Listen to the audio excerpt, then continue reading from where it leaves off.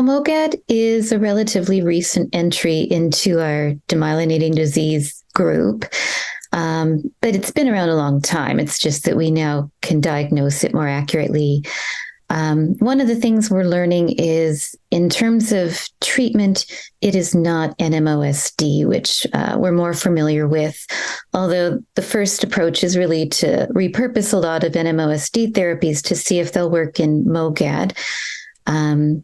Acutely, in the acute setting, a lot of the therapies are the same, in part because you don't yet quite know which of those entities you might be treating.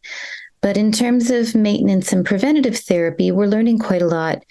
We've got a fair bit of experience, but what we really need and what are starting are randomized treatment trials. So we know from cohort studies and observational studies that intravenous immunoglobulin appears to be moderately effective in preventing ongoing disease activity and relapses, but access often is one of the problems with that, and cost. Mycophenolate mofetil, which is an oral medication often used in transplant as an anti-rejection drug and in other autoimmune diseases, appears to be moderately effective as well. We don't quite have a lot of information about the other therapies. There's been some small studies and large case series looking at Tocilizumab, which is an IL-6 receptor agent, and that appears to be effective in at least the small numbers we have. And that's reassuring because, as you may recall, one of the upcoming trials for MOGAD is in a drug called Satralizumab, which is also an IL-6 agent that has shown itself to be very effective in NMOSD. Other trials that are ongoing is actually a large trial in France is looking at Azathioprine, which is an oldie, but a goodie in terms of autoimmune disease treatment, but has never really been studied in a trial setting. And so that is underway, and it will be very illuminating because it's a very affordable drug that is widely available. And so that's going to be useful information for parts of the world where access to these drugs, these new agents, which are very expensive, will be helpful. And then the other trial that is starting up is in an agent called Rozanolixizumab, which is quite a mouthful.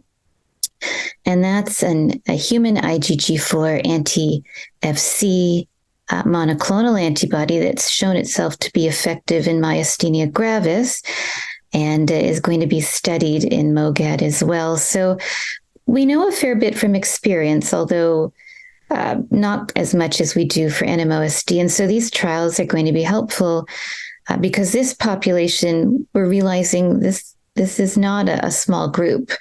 And we can't just use what we use in NMOSD and expect it to work. Particularly, we've seen rituximab, which is very effective in NMOSD, doesn't appear to be highly effective in MOGAD. So these trials are going to help us streamline our arsenal so that we can actually treat these people with effective therapies with good evidence.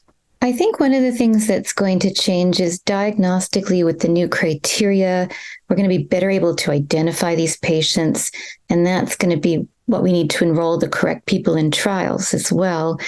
So you really can't have one without the other.